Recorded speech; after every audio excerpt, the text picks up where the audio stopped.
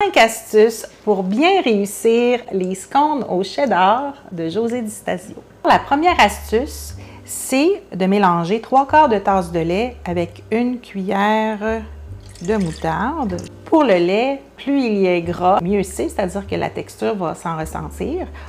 Moi, ce que j'ai fait ici, j'ai mis un petit peu de crème à travers mon lait. Cas pour Catherine recommande aussi du lait de coco. Et pour la moutarde, José Di Stasio recommande la moutarde de Dijon, mais moi je vous dirais, prenez moutarde style Dijon, on en fait de la bien bonne moutarde au Québec.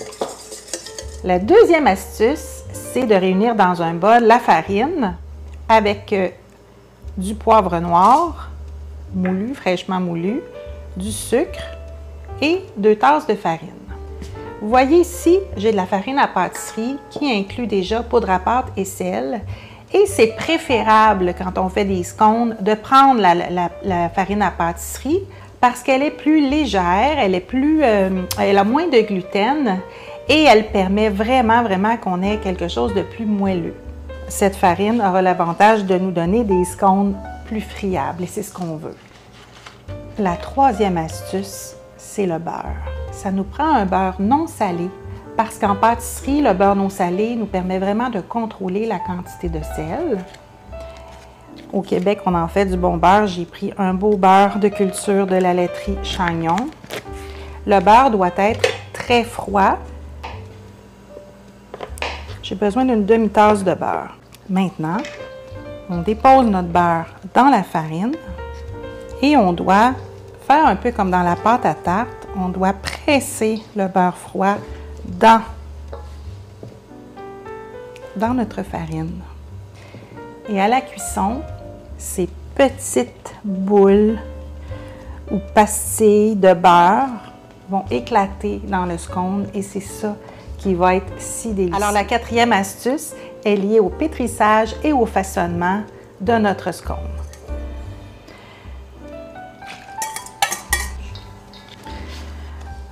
Alors on va brasser juste assez pour en faire une pâte ou une boule.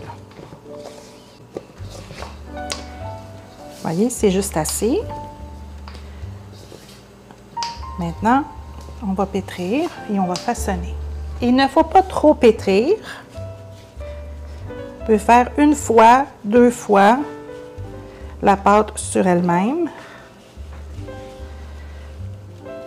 Et ensuite, on en fait une boule. Pas une boule, mais plutôt un cercle. OK, c'est suffisant. Et là, on va rouler pour avoir un cercle de 18 cm environ. Pas trop, on n'est pas dans une pâte à tarte.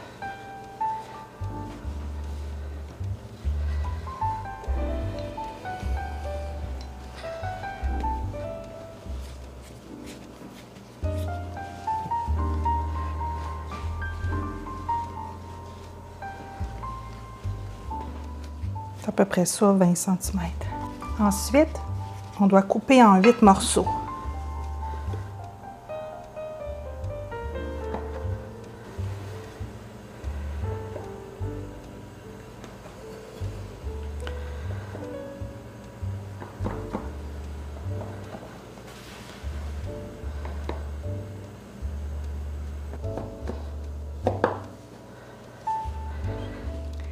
La dernière astuce, c'est qu'on va badigeonner d'un peu de lait et de crème. Je vais l'étendre un peu plus comme ça. J'ajoute un peu de fromage.